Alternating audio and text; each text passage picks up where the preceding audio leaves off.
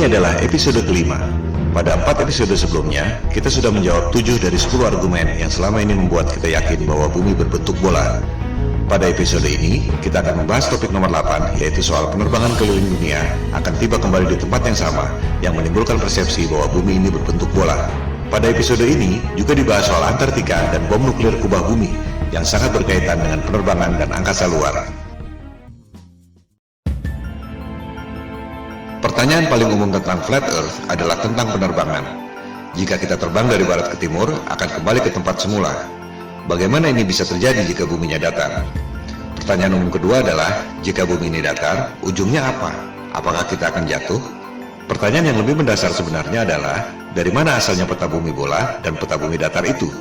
Bisa dipertanggungjawabkan atau tidak kebenarannya? Silakan Anda cek situs USGS, United States Geological Survey. USGS adalah lembaga resmi bentukan pemerintah Amerika Serikat yang sudah beroperasi selama 137 tahun. Karyawannya hampir 9.000 orang. Anggarannya mencapai puluhan triliun rupiah per tahun. Tak mengherankan jika USGS menjadi lembaga survei geologi yang paling kredibel di dunia saat ini. Di situs USGS tentang Map Projections, Anda akan melihat proyeksi peta yang disebut Azimuthal Equidistant, yaitu memproyeksikan peta bumi datar menjadi peta bumi globe.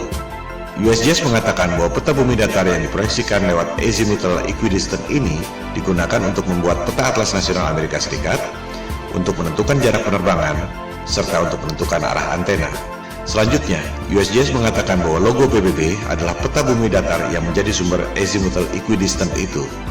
Ini adalah bukti yang tak terbantahkan.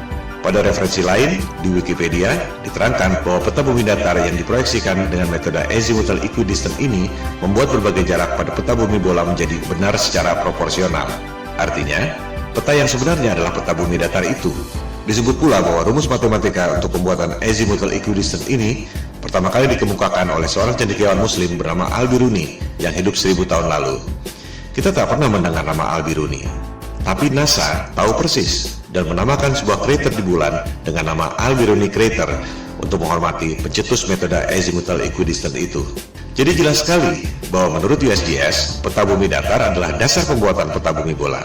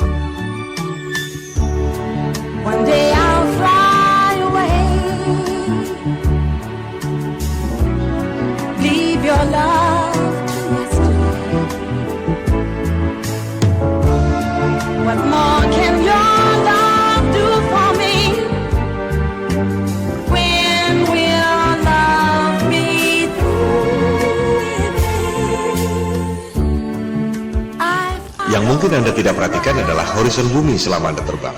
Lengkung seperti bola atau lurus dan datar. Berikut adalah time-lapse dari penerbangan Airbus 380 yang direkam pada penerbangan dari LA ke Frankfurt sejauh 9.370 km. Rekaman dilakukan dengan kamera biasa, bukan fisheye lens yang membuat semua tampak lengkung. Mari kita lihat apakah horizon bumi itu lengkung atau datar.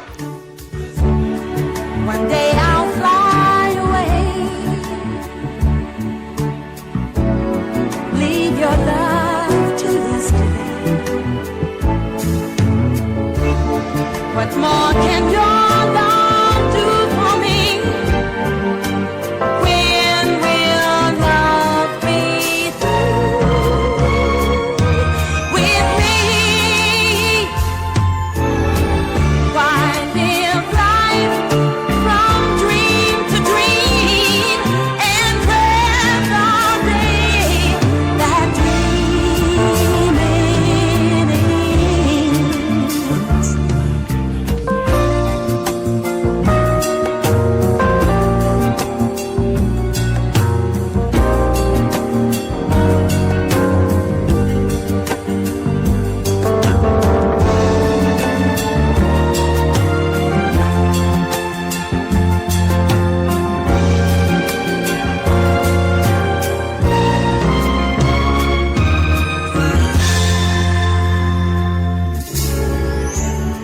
Kembali pada perbandingan kedua peta, tempat-tempat di dekat pusat lingkaran, yakni kutub utara, secara proporsional jaraknya sama.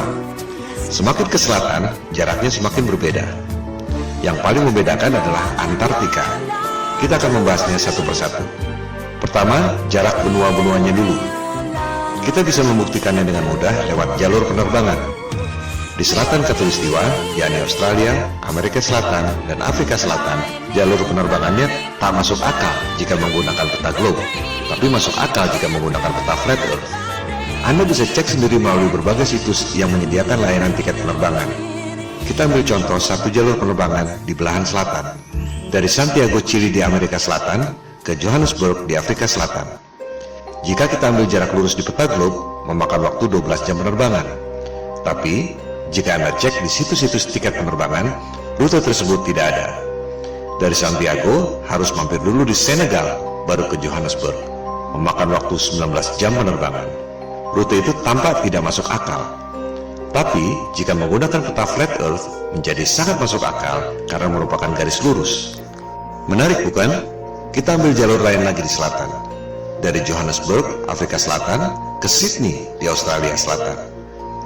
Jika kita ambil jarak lurus di peta globe, memakan waktu 11 jam penerbangan. Tapi rute itu tidak ada. Dari Johannesburg, harus mampir dulu ke Dubai, baru ke Sydney. Memakan waktu 18 jam penerbangan. Ini juga tampak tidak masuk akal. Sementara, jika menggunakan peta flat earth, rute Johannesburg, Dubai, Sydney hampir lurus. Mana yang lebih masuk akal buat Anda? Kita ambil contoh ketiga. Sekarang dari Sydney, kembali ke Santiago, Chili. Jadinya keliling dunia, tapi di bagian selatan Khatulistiwa. Menurut keterangan USGS tentang azimuthal equidistant yang sudah dijelaskan tadi, seluruh jarak di selatan Khatulistiwa pada peta globe memang tidak benar karena jaraknya makin jauh dari pusat lingkaran, yakni kutub utara. Kita lihat, pada peta globe dari Sydney ke Santiago, Chili, jika menggunakan garis lurus memakan waktu 15 jam. Rute itu juga tidak ada. Dari Sydney, harus transit dulu ke LA, baru kemudian ke Santiago. Total 27 jam. Sangat tidak masuk akal. Jika menggunakan peta flat earth, rute Sydney, LA, Santiago itu memang hampir seperti garis lurus.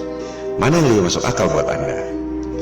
Ini semua adalah indikasi, reasonable doubt, bahwa ada kecurigaan yang beralasan, bukan bukti nyata bahwa rutenya salah. Sebab orang bisa saja mengatakan karena masalah komersial, yaitu transit untuk ambil penumpang. Tapi tetap saja, sebagaimanapun mengambil penumpang, tak akan dilakukan jika rutenya tidak masuk akal. Bukti yang agak telak adalah berita di Daily Mail 13 Oktober 2015 lalu.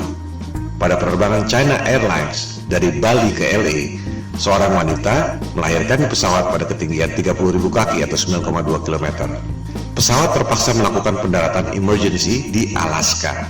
Sangat mengherankan bukan? Dari Bali ke LA mendarat emergency di Alaska. Pada peta globe, rutenya seperti ini.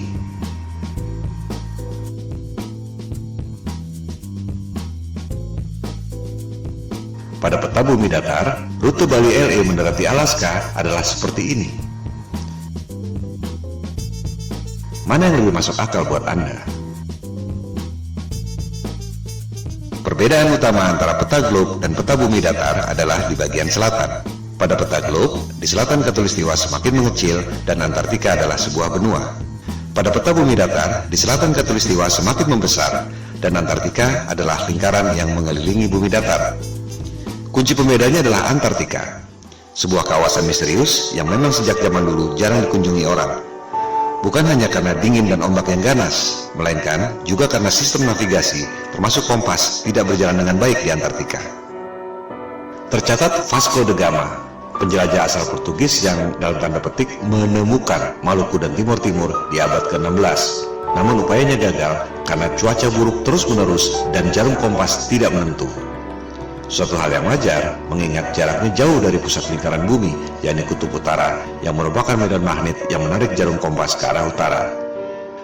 Penjelajah pertama yang berhasil ke Antartika adalah Captain James Cook, orang Inggris pertama yang tercatat mendarat di Hawaii, Australia, dan New Zealand. Ia menjelajahi Antartika tahun 1772 bersama 111 awak kapal dan saintis. Captain Cook menjelajahi Antartika selama 3 tahun 8 hari. Ia hanya menemukan tembok es, tak ada jalan masuk.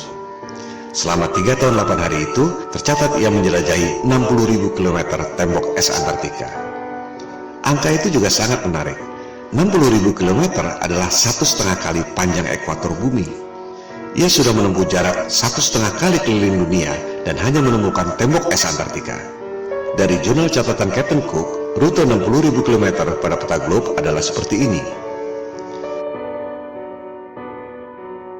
Pada peta bumi datar, rute Captain Cook adalah seperti ini.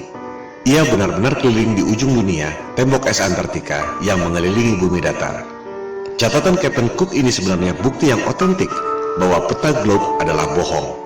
Sebab, pada peta globe, Antartika dibilang sebagai benua dengan keliling 12.000 miles atau 19.300 km. Padahal, Captain Cook menjelajah keliling tembok es Antartika sepanjang 60.000 km, 3 kali lipat dari yang dikatakan oleh penguasa global.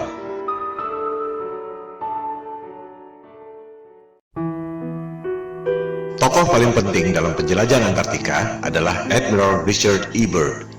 Ini adalah orang yang sangat kredibel. Perwira Angkatan Laut pemegang Medal of Honor, medali tertinggi dalam militer Amerika Serikat.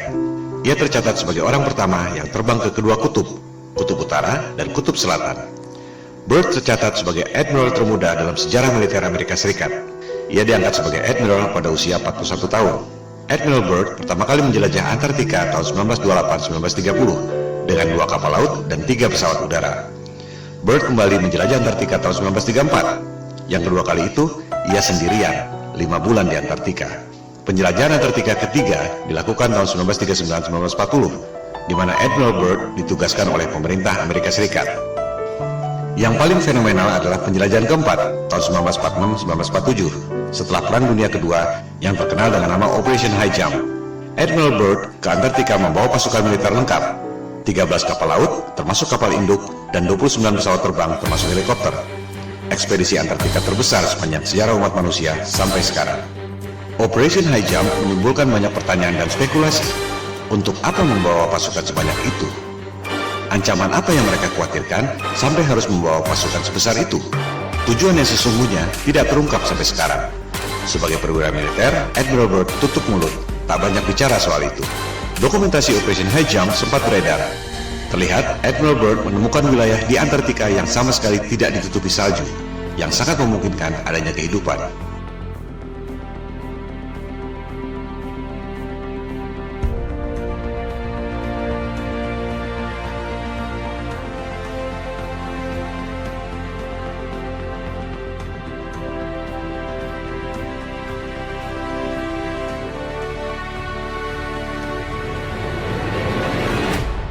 Dalam wawancara dengan harian Chile, El Mercurio tahun 1947, Admiral Byrd membuat pernyataan yang sangat mengejutkan.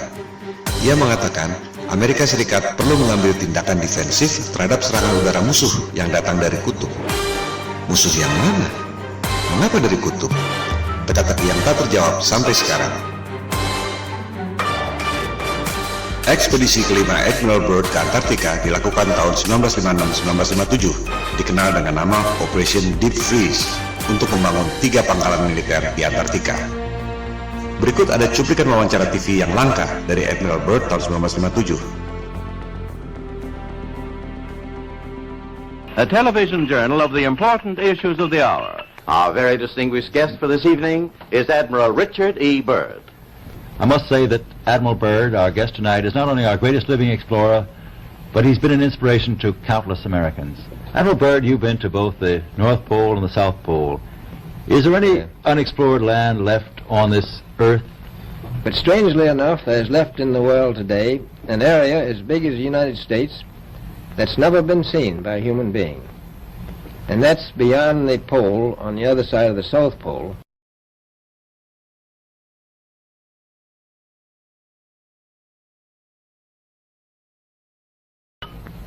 We've found enough of coal within 180 miles of the South Pole, enough to supply the whole world for quite a while.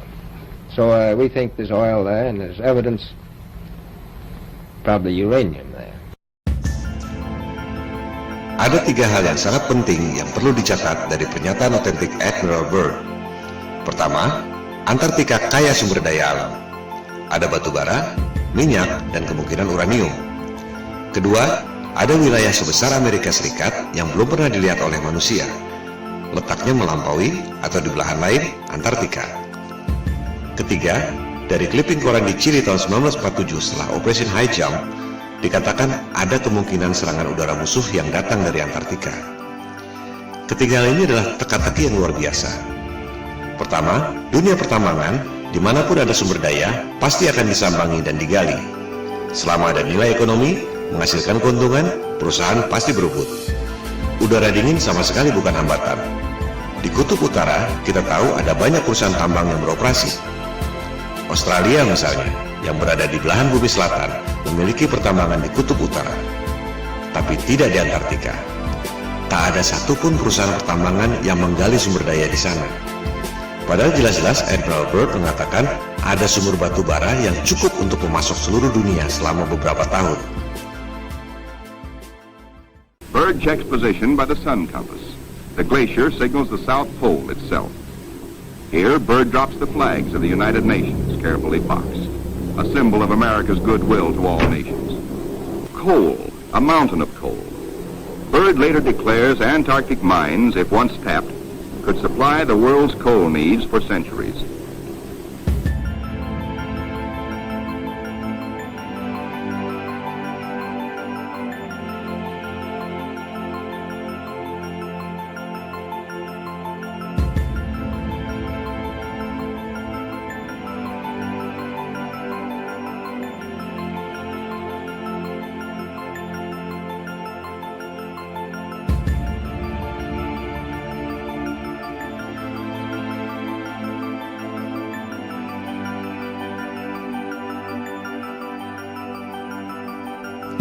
Apakah ini berkaitan dengan pernyataannya bahwa ada kemungkinan serangan udara musuh dari Antartika?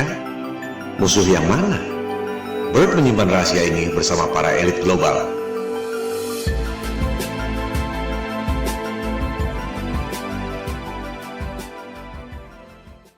Kedua, dikatakan ada wilayah sebesar Amerika Serikat yang belum pernah dilihat oleh manusia, letaknya beyond, on the other side, Antartika. Jelas sekali ia tidak bicara dengan menggunakan peta bumi globe. Sebab, jika terbang melewati Antartika, seharusnya kembali pada 3 benua yang terletak di selatan.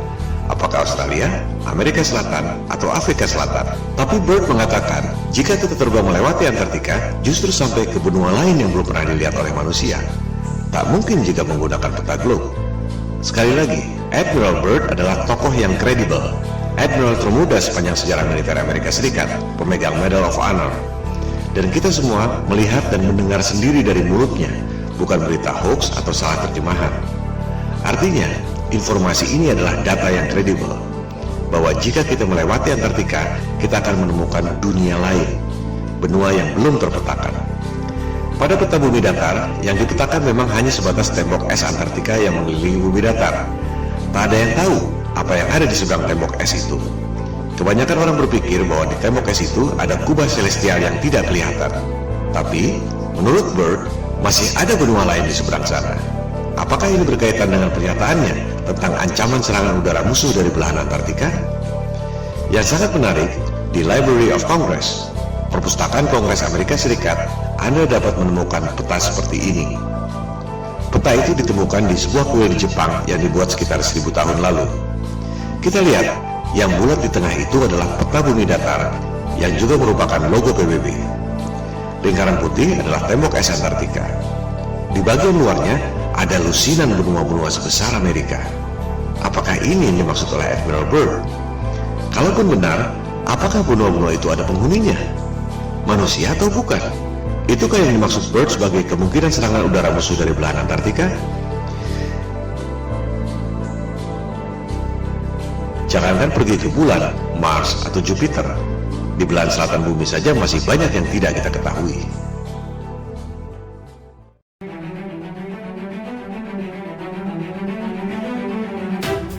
Dunia berubah total setelah penjelajahan Antartika secara militer lewat Operation High Jump 1946 dan Operation Deep Freeze tahun 1957 ini. Tahun 1957 dimulailah perundingan Antarctic Treaty yang ditandatangani 2 tahun kemudian. Antartika dideklarasikan sebagai daerah terlarang. Tahun 1957 itu juga diluncurkan Sputnik, satelit pertama di dunia buatan Rusia yang menjadi pemicu perlombaan teknologi angkasa luar. NASA didirikan setahun kemudian, tahun 1958. Dari situ, dimulailah berbagai cerita tentang perjalanan ke angkasa luar, pendaratan di bulan, bisnis satelit, pengiriman satelit ke Mars, Jupiter, dan lain-lain. Yang tak banyak orang tahu, tahun 1958 itu juga, Amerika Serikat dan Soviet kompak, sama-sama membom nuklir langit selama 4 tahun sampai tahun 1962. Operasi bom nuklir langit ini dinamakan High Altitude Nuclear Explosions atau HANE. Dulu merupakan top secret. Sekarang kita bisa mengetahui detail operasi ini setelah arsip-arsip rahasia itu boleh dipublikasikan 50 tahun kemudian, yaitu 2012 yang lalu. Ini adalah 3 hal yang sangat menarik yang merubah dunia untuk selamanya. Tentu tak ada referensi yang mengatakan bahwa ketiga hal itu saling berkaitan. Sama naifnya dengan berharap tiap negara tak boleh punya rahasia militer dan strategi militer harus diumumkan lewat koran. Dunia tidak berjalan seperti itu. Kita hanya bisa mengetahui hal-hal seperti ini melalui analisis intelijen atau kecerdasan. Hanya otak intel dan detektif yang bisa mendeteksi kaitan dari berbagai indikasi yang ada. Pemicunya adalah operasi militer penjelajahan Antartika lewat Operation High Jump 1946-1947 dan Operation Deep Freeze 1956-1957. Ada wilayah baru kaya sumber daya alam, tapi tak ada yang boleh mengeksplorasi. Ada wilayah sebesar Amerika di seberang, di belahan lain, Antartika. Ada kemungkinan serangan udara lawan yang datang dari belahan Antartika. Lantas, apa yang dilakukan? Ada 3 hal. Politik, tutup Antartika melalui Antarctic Treaty 1957 yang ditandatangani 1959. Tak ada orang yang boleh lewat Antartika. Militer, Amerika Serikat dan Soviet kompak, sama-sama membom nuklir langit selama 4 tahun. High Altitude Nuclear Explosions 1958-1962. Ada tirai celestial, medan elektromagnetik, langit, atau apapun namanya yang tak mempan di bom nuklir selama 4 tahun. Propaganda, penjelajahan angkasa luar, Sputnik yang memicu berdirinya NASA. Padahal Amerika Serikat dan Soviet sama-sama tahu ada tirai celestial yang tak mempan di bom nuklir selama 4 tahun. Tak ada roket yang bisa melewatinya. Kita akan membahas ketiga hal ini secara detail dengan bukti-bukti yang otentik dan kredibel. Langkah politik menutup Antartika dan langkah militer pemboman nuklir langit dibahas pada episode 5 ini. Langkah berikutnya, propaganda penjelajahan angkasa luar dibahas pada episode 6, NASA Hollywood.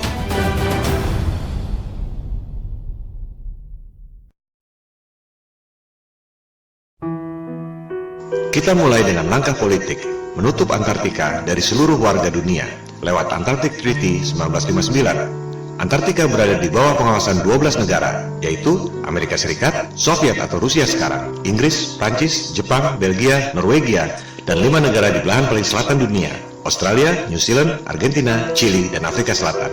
Ini adalah skandal. Semua negara boleh punya rahasia militer dan daerah terlarang. Area 51 atau Pentagon misalnya, atau Istana Negara, sudah pasti orang tak boleh terbang melintasi daerah itu tanpa izin. Tapi bukan berarti tak boleh melintasi satu benua Amerika. Melarang orang melewati satu benua adalah bukti bahwa dunia ini adalah panggung yang dikuasai oleh segelintir dalang. Dunia adalah milik seluruh warga berdasarkan prinsip kesetaraan. Tak ada yang boleh menjadi polisi dunia. Sebab kekuasaan itu cenderung korup dan kekuasaan yang mutlak secara mutlak pasti akan korup. Warga dunia berhak untuk tahu ada apa sebenarnya di Antartika. Jika bumi ini berbentuk bola dan di seberang Antartika adalah belahan bumi kita juga, semua warga berhak untuk tahu. Jika ternyata di seberang Antartika ada dunia lain yang belum pernah dilihat oleh manusia, seperti yang dikatakan oleh Admiral Byrd, warga dunia pun berhak untuk mengetahuinya. Maka kita kembali pada Flat Earth Challenge di awal episode 1. Kita tak perlu buang waktu berdebat kusir soal bentuk dunia. Silakan terbang lintasi Antartika. Anda tak akan dapat melakukannya. Yang dimaksud di sini adalah terbang melintasi Antartika, bukan camping atau terbang di pinggiran. Banyak tur atau camping di pinggiran Antartika. Bukan itu yang dimaksud. Lebih lucu lagi, peserta tur Antartika diminta untuk tidak memotret horizon secara langsung, tapi harus melalui kaca cembung, fish eye lens, agar horizonnya kelihatan lengkung. Ini juga bukti bahwa ada hal yang disembunyikan. Horizon di Antartika kelihatan sekali lurus dan datar, tapi hanya boleh dipotret dengan kaca fish eye agar kelihatan lengkung. Tak ada yang bisa keliling dunia lewat selatan melintasi Antartika. Apa yang disembunyikan di sana? Apa dasarnya 12 negara punya hak lebih dari negara-negara lain di dunia? Di mana itu jargon hak asasi manusia dan demokrasi yang selama ini mereka dengung-dengungkan? Yang ada hanyalah kartel, oligopoli, homo homini lupus. Manusia adalah serigala bagi sesamanya. Ini yang membuat topik Flat Earth booming secara eksponensial sejak November 2015. Jika semua orang lama-lama sadar, satu kebohongan ini akan membongkar kebohongan-kebohongan lainnya. Seperti batu kerikil yang bikin jatuh raksasa. Elit global mulai terpojok. Jumlah mereka hanya sedikit. Tak ada yang bisa melawan people power. Maksud dari pemaparan ini adalah membangkitkan kesadaran. Silakan sebarkan. Silakan lakukan riset sendiri. Silakan buat video sendiri dan tayangkan. Jangan berharap mereka akan mengakui. Standard operating prosedurnya adalah bantah, bantah, dan bantah. Jika Anda memposting soal Flat Earth, jangan kaget jika Anda dihina dan dipermalukan seperti orang yang paling bodoh di dunia. Saran saya, tak perlu ladeni debat kusir. Cukup fokus pada 3 hal, pembuktian secara angka dan fisik. Perhitungan matematik gravitasi, perhitungan matematik gerhana, dan fisik melintasi Antartika. Skakmat.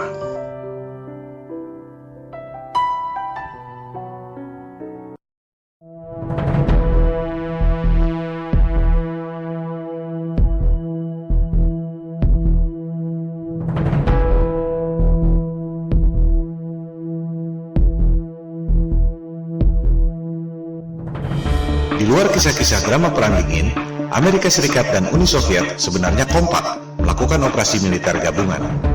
Penjelajahan Antartika yang terakhir, Operation Deep Freeze 1956-1957 oleh Amerika Serikat dan Soviet.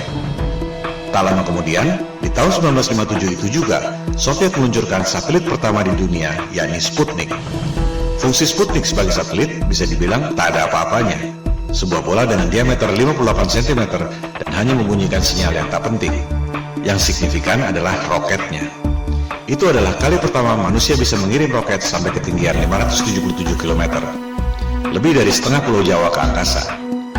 Amerika Serikat menyusul tak lama kemudian, mengirim roket berisi satelit Explorer tahun 1958. Amerika Serikat dan Soviet sama-sama tahu ada sesuatu di angkasa yang sangat serius. Kita hanya mendengar sedikit lewat fenomena Van Allen Belt. Ada medan radiasi yang menutupi bumi. Keadaan yang sesungguhnya jauh lebih serius dari itu. Begitu seriusnya, hingga Amerika Serikat dan Soviet sama-sama membom nuklir langit selama 4 tahun. Sebuah operasi militer yang sangat mahal yang tak mungkin dilakukan jika tidak benar-benar penting. Operasi ini disebut High Altitude Nuclear Explosions, disingkat HANE, dari tahun 1958 sampai 1962. Dulu top secret. Sekarang kita semua bisa mengakses informasi setelah rahasia tersebut dibuka ke publik 50 tahun kemudian, yakni tahun 2012 yang lalu. Kita bisa mengetahui nama operasinya masing-masing, tempatnya, waktunya, dan kekuatan bomnya. 1000 kali lebih dahsyat dari bom atom Hiroshima dan Nagasaki. Ini menunjukkan betapa seriusnya persoalan tersebut. Kita perhatikan nama-nama operasinya. Operation Dominic, Operation Fishbowl. Kita pahami dulu apa maksudnya.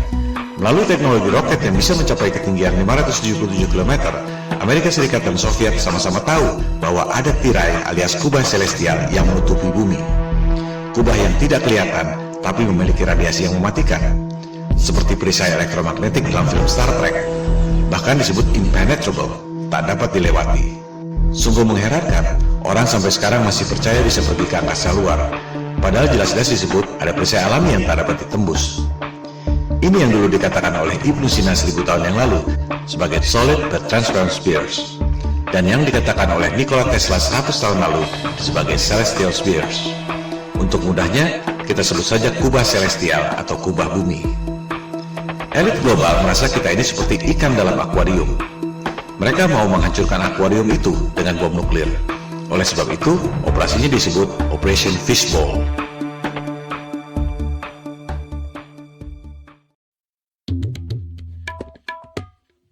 Elit global dan Freemason adalah titisan doktrinal dari Raja Nimrod yang membangun Menara Babel untuk menantang Tuhan yang menciptakan banjir Nabi Nuh. Mereka percaya bahwa yang namanya Paradise alias surga Firdaus adalah Atlantis, sebuah benua yang ditenggelamkan oleh Tuhan lewat banjir Nuh. Itu sebabnya Nimrod membangun Menara Babel yang menjulang tinggi ke langit. Anda bisa mempelajari sendiri soal Menara Babel ini pada Alkitab Taurat.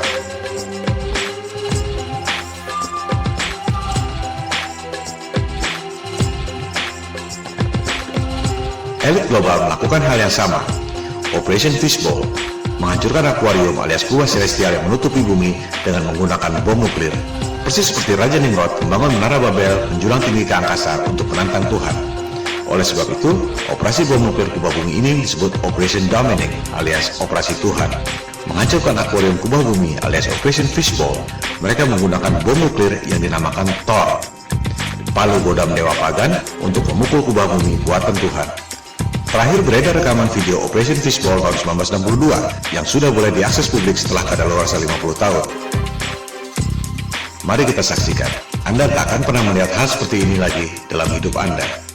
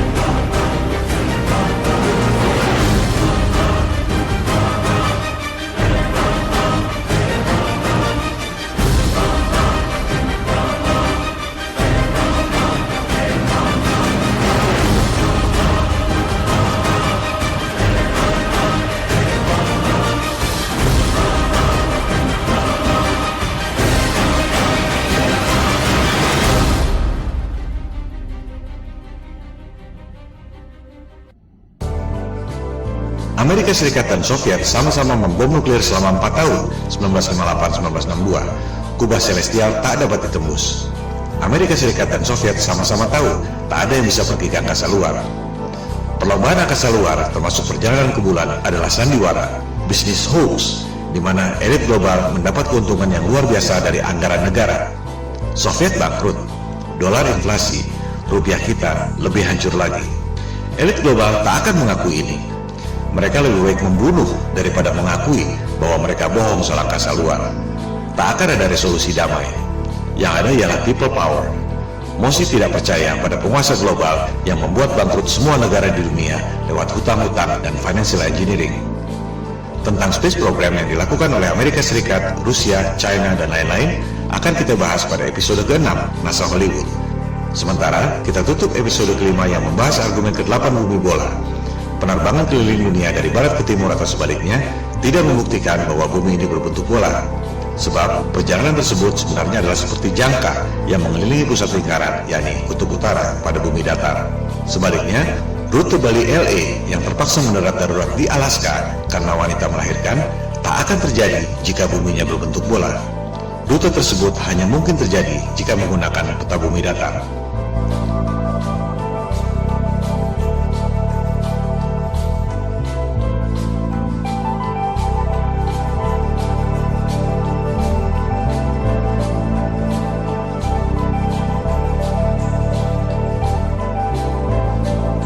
Orang bisa terbang keliling dunia dari barat ke timur atau sebaliknya. Tak ada yang bisa keliling dunia dari selatan ke utara, melintasi Antartika. Silakan Anda buktikan sendiri.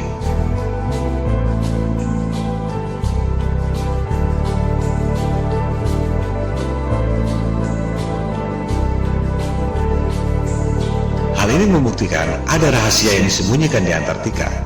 Antartika adalah salah satu rahasia kunci pada konspirasi bumi datar.